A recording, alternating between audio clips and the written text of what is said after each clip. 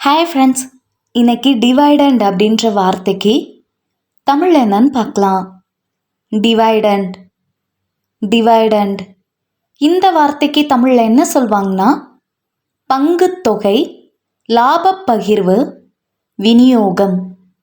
இன்னும் நல்லா புரிஞ்சுக்கிறதுக்காக 2 எக்ஸாம்பிள் சொல்கிறேன். First example, the company announced a dividend for its share holders.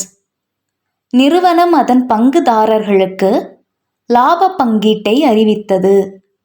Second example, reinvesting dividends can compound investment growth. லாப பங்கீடுகளை மீண்டும் முதலீடு செய்வது முதலீட்டு வளர்ச்சியை கூட்டும். இன்னொரு வீடியோவில் வேறொரு ஆங்கில வார்த்தைக்கு தமிழ் என்னன்னு பார்க்கலாம். அது வரைக்கும் பாய்.